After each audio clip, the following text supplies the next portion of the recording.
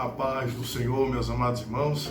Estamos mais uma vez aqui para transmitir a você a palavra do Senhor. Eu, presbítero Kleber, estou com essa responsabilidade neste momento de falar para você sobre mais um tema de grande relevância na casa de Deus. Segundo a palavra do Senhor, ou a luz da Bíblia, nós estaremos transmitindo isso para você de uma forma bem abrangente. O tema de hoje que nós estaremos abordando para você é o chamado de Deus na vida ministerial. Então, eu já peço de antemão que você pegue um papel, caneta, pegue a palavra de Deus, o exemplar bíblico, e nos acompanhe nessa trajetória, no momento em que nós estivermos falando, ministrando, traçando para você algumas metodologias relacionadas a esse grande ensino, esse grande estudo. Você vai tomando nota e consideravelmente você será abençoado. Não deixe de se inscrever em nosso canal, nos acompanhe, compartilhe, comente.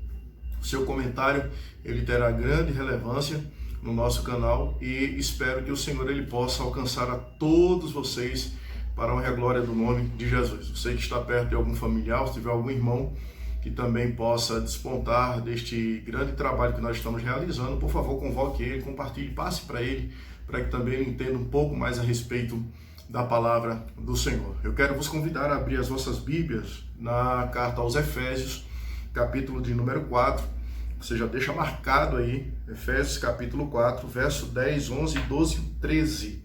Tá? Iremos ler 4 versículos para meditação deste tema abordado neste momento. Que diz assim a palavra do Senhor: aquele que desceu do céu é também o mesmo que subiu acima de todos os céus, para cumprir todas as coisas.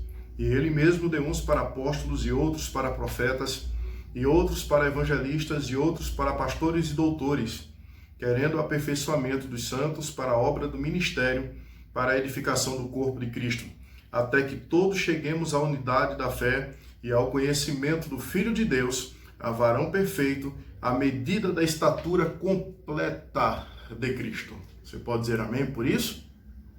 O que Jesus, a princípio, está tratando conosco, por meio de Paulo, quando escreve esta carta, é a unidade da fé. E aqui iremos traçar alguma observação, colocar alguns pontos relacionados a isso. Bom, a princípio, a nível introdutório, eu quero dizer para você que de fato é. Isso aqui é uma simples introdução do assunto. Por quê? Porque pertinente aos temas, às funções abordadas pelo contexto que nós lemos da palavra de Deus, pelo texto que nós lemos, iremos tratar dele nos próximos vídeos, tá? Cada um dentro do seu respectivo, da sua respectiva função, diácono, presbítero, evangelista, pastor, bispo, mestre, doutor. Iremos tratar isso dentro de uma metodologia de ensino mais ampla, quando nós tivermos a possibilidade de despontar dos próximos vídeos. Hoje é uma questão introdutória, então observe isso, porque a nível de introdução vai abrir a sua mente relacionado àquilo que eu quero passar para vocês, ok? Bom, a princípio eu quero dizer para os nossos amados irmãos e amigos que nos acompanham, uma das coisas que é primordial dentro da obra do Senhor, isso dentro de um aspecto ministerial, como também dentro de um aspecto da membresia, ou dos congregados, ou dos mais novos, dos neófitos. Então eu quero dizer para vocês que na primeira carta do apóstolo Paulo aos Coríntios, no capítulo 3 e no verso 6, Paulo, ele simplifica todo esse trabalho, todo esse plano, quando ele diz: eu plantei, Apolo regou, mas Deus deu o crescimento. No verso 7 ele diz: porque nem o que planta, nem o que rega é coisa alguma, mas Deus que dá o crescimento. Então observe que, trazendo isso, contextualizando no assunto que nós estamos abordando, Paulo ele traça uma meta incrível para a nossa vida ministerial, bem como também para a igreja de um modo geral, para aqueles que já têm um tempo de jornada na casa do Senhor, para aqueles que estão iniciando também em seu ministério. Então Paulo ele traz essa abordagem para nós, tá? Então iremos tratar alguns conceitos relacionados a isso e de suma importância para a nossa vida ministerial, tá certo? Bom, quando a palavra do Senhor nos trata, ou como nós abordamos o tema, que é chamado, ou chamado de Deus na vida ministerial, em ligeiros tempos eu penso sobre a minha vida. Eu tomei minha decisão para Cristo, me arrependi dos meus pecados, ainda hoje peço a Deus todo dia, constantemente, misericórdia, clamo a Deus para Ele vir perdoar diante das minhas falhas e dos meus erros. Mas quando eu tomei a decisão de andar nos caminhos do Senhor, hoje eu louvo a Deus, porque desde 97 eu tenho tomado minha decisão para Cristo, hoje estamos em 2020, indo para 2021, e ainda estou aqui firme e forte para dizer que o Senhor Ele é fiel e Ele está voltando. Então, quando eu tomei minha decisão para Cristo, ainda muito novo, não conhecia o que era obra, o que era ministério, eu tomei a decisão em Cristo, no estado de Pernambuco. Eu fui muito abençoado por isso. Eu acho que um dos aspectos que nos formam, que nos dá capacidade de entender o chamado de Deus na nossa vida é logo inicialmente ali, quando tomamos a decisão e entramos na escola do discipulado. Depois disso, Deus começou a me abençoar. Pela misericórdia dele, fundamos alguns departamentos, alguns trabalhos lá no estado de Pernambuco. Eu fui um dos primeiros jovens nessa congregação próxima à minha casa, era uma igreja humilde, né? Hoje ela está um templo lindo, maravilhoso, e que Deus possa abençoar os meus amados irmãos que estão ali naquela congregação. Então, depois de algum tempo, o presbítero da igreja, que é comum presbítero tomar conta de uma congregação lá, ele veio falar comigo, ele viu que eu estava empenhado na obra, ajudando, e ele me chamou para ser auxiliar local. Eu fui auxiliar local para dar um suporte à igreja, na serventia da igreja, e de um modo geral aquilo que fosse necessário na obra do Senhor. Depois de mais um tempo, isso trabalhando na obra do Senhor, saindo ao campo, ao trabalho de evangelismo, fazendo esses trabalhos aí, e o presbítero da igreja ainda era presbítero desta congregação, né? Ele veio conversar comigo e me apresentou para auxiliar oficial. Então veja as etapas. Fiquei como auxiliar oficial ali um tempo, dando suporte, também ajudando na igreja. E eu não podia ser consagrado ao diaconato porque eu não era casado. Então eu tinha que ser casado, mas eu já era batizado nas águas e já tinha sido também alcançado pelo batismo com o Espírito Santo. E só podia assumir esse papel depois que eu fosse casado. Então eu tinha que ser casado para poder assumir esse papel, essa responsabilidade como obreiro na casa de Deus. E Deus cumpriu com a sua palavra. Fui consagrado ao diaconato na convenção de Abreu e Lima, e a minha esposa, ela fazia parte desse trabalho, porque nós só somos ministros hoje e obreiros por conta justamente das nossas esposas. Elas são um pináculo na nossa vida, elas são uma torre forte da nossa vida. E se não for uma esposa, o nosso ministério ele definha. E ela veio, e lá a gente tinha que apresentar a documentação, mostrar tudo certinho. A minha esposa também passava por esse processo para saber como é que era o marido em casa, se ele era um bom pai, se era um bom esposo. Nessa época já tínhamos o filhinho novinho, o Cairon. E nesse período a esposa também passava por esse processo para mostrar como é que era o marido dentro de casa. Porque é muito fácil hoje ser obreiro dentro da igreja. Então o verdadeiro ministério e o verdadeiro rebanho começa dentro da nossa casa, dentro do nosso lar. Então, se eu não sei arrebanhar a minha esposa com os meus filhos, se eu não sei estar com ele, ajudá-los, aconselhá-los, fazer o que é necessário, eu nunca vou ser um bom obreiro ou um bom ministro dentro da casa do Senhor. Hoje, a visão que se tem é que para ser um grande ministro, um grande obreiro, é só você correr atrás. E não é bem assim. Eu tenho que estar preparado. Quando eu fui auxiliar local e oficial, eu saía numa lista na área que era justamente em todos os trabalhos de oração oficial que tinham nas igrejas. Então eu fui preparado dentro do trabalho de oração, como também no trabalho de evangelismo. Hoje tem muita gente querendo ser obreiro e ministro, mas não gosta de orar e não gosta de evangelizar. Então como é que pode uma pessoa como essa ser obreiro ou ministro na casa do Senhor? Ele tem que ser preparado para isso. Nenhum líder na palavra de Deus a gente consegue observar que ele foi líder, ele foi governador, ele foi libertador, ele foi rei, sem ter passado por um preparo. E por que eu falei para vocês a respeito da escada? Né? Eu fui auxiliar local, oficial, diácono e agora, pela misericórdia do Senhor, presbítero. Então, já tem um certo tempo que estamos exercendo o presbitério na casa do Senhor. E tem muita gente hoje que não quer mais pegar a escada. As pessoas querem pegar elevador. Eu quero chegar logo num ponto. Eu quero ser logo pastor, eu quero ser logo evangelista, eu quero tomar conta logo de uma determinada congregação, de um certo rebanho. Mas não passou pelo preparo. Tem pessoas que não querem ir pela escada, querem ir de elevador, querem chegar logo lá. e não são preparados para isso. Uma coisa que eu aprendi é que, por mais que sejamos pastores, nós nunca deixaremos de ser diáconos. Ah, irmão, eu não entendi. Isso você vai entender quando nós fizermos o próximo vídeo, quando tratar especificamente de cada função dentro da casa do Senhor, tá? Cooperadores, diáconos, presbíteros, evangelistas, pastores, doutores, mestres, bispos, tudo isso nós vamos estar abordando em vídeos posteriores, tá certo? Então, não deixe de se inscrever para que você não perca esses ensinamentos bíblicos, tá bom? Então, louvo a Deus porque hoje, pela misericórdia do Senhor, sou presbítero, mas a responsabilidade também ela vem nas nossas costas. Então, hoje, ser um obreiro, um ministro na casa do Senhor, não é somente ter o título, tá? Você tem que ter também ossos do ofício e exercer a sua função, bem como a palavra do Senhor, ela nos adverte, nos ensina para que exerçamos, tá? Então, venha comigo aqui na palavra de Deus, para que a gente venha entender um pouco mais a respeito do chamado de Deus na vida ministerial, tá? Eu quero pedir para você que abra a sua Bíblia aí, em 1 Timóteo, certo? Acompanhe comigo, marque na palavra de Deus, 1 Timóteo capítulo 3, verso 1 e 2. 1 Timóteo capítulo 3, e o verso 1 e o verso 2. Marque na palavra do Senhor ou no papel se você estiver escrevendo. Esta é uma palavra fiel. Se alguém deseja o episcopado, excelente obra deseja.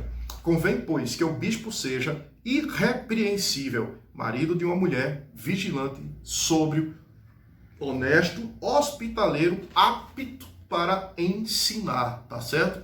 Esse conceito de apto para ensinar você vai ver em um dos nossos vídeos, quando eu vou falar sobre os conceitos da teologia. Lá eu vou explicar um pouquinho a respeito disso, então você pode acompanhar nas playlists lá, onde nós vamos estar arquivando os nossos vídeos e ver o que é que nós falamos um pouco a respeito de ensino na casa do Senhor. Então, episcopado, o que é? O termo episcopado significa dignidade, cargo, função de bispo, tá? Então, eu já estou observando que dentro desse aspecto do que Paulo escreve ao Timóteo, aqui está relacionado justamente a esse conceito, tá? Então, aqui em Timóteo, ele diz, essa palavra é fiel. Então, o Senhor, ele tem nos ajudado, né? O Senhor tem colocado e proposto essas considerações para a nossa vida. Se eu quero ser obreiro ou ministro, eu tenho que ter, de fato, ou exercer a função do qual a minha é devido. Porque quando nós vamos ser consagrados ou apresentados, todo mundo é muito bonito, vai muito bem arrumadinho, mas quando vai exercer a função, deixa a desejar. Por quê? Porque a obra está diante de nós e a gente fica muitas vezes preocupado com isso, porque tem muitos obreiros, mas a seara é grande e poucos aqueles que exercem a sua função. Então, já que estou falando sobre isso, também tome nota, por favor, Evangelho de Jesus segundo escreve Mateus, capítulo 9, e o verso 37 e o 38, que ele diz assim: a seara, pois, é grande, mas poucos são os ceifeiros. Rogai, pois, ao Senhor da seara que envie ceifeiros para a sua seara. Então, a obra é muito grande, mas será que tem pessoas para exercer a função, para trabalhar, para ajudar? Sim, o problema é que muitos cruzam os braços diante dessas determinações. Então, eu volto a dizer, é muito bom quando nós somos apresentados, quando nós somos consagrados, e o pastor muitas vezes diz: meu filho, você está apto para exercer a sua função, você está lá para ajudar. Isso a gente não está querendo dizer que você tem que esquecer da sua casa, você tem que esquecer da sua família.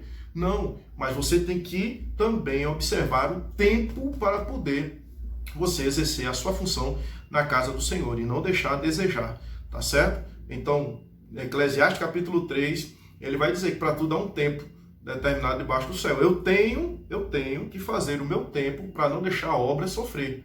E também eu tenho que dar suporte à minha família, como também eu tenho que ter tempo para trabalhar, para não ser pesado ao meu irmão. Tudo eu tenho que traçar uma metodologia, eu tenho que administrar dessa forma, tá certo? E quando eu falo de administrar dessa forma, eu também já trago o conceito de que um verdadeiro obreiro e um verdadeiro ministro é aquele que sabe administrar com muita propriedade a obra do Senhor ou o rebanho que o Senhor tem lhe confiado. Também estamos tratando disso em outros vídeos, quando falamos sobre liderança e chefia. Lá vai estar trazendo uma abordagem sobre este conceito. Amém? Então, vamos lá. O que eu digo que é chamado, também eu posso dizer que é vocacionado, tá certo?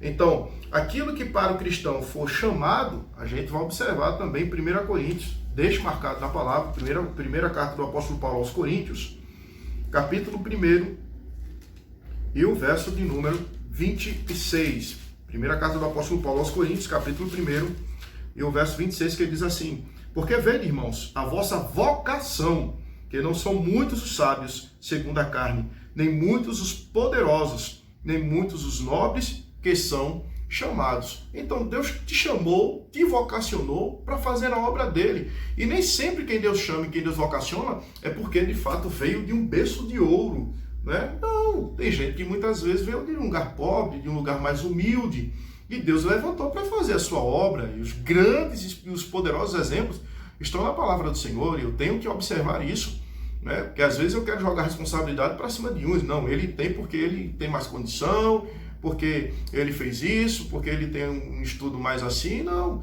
Então, se você, por exemplo, para você ensinar, conforme Efésios 4 e 13, que a gente tem falado, 4, 11, 12 e 13, o obreiro, o ministro, ele tem que estar apto a ensinar.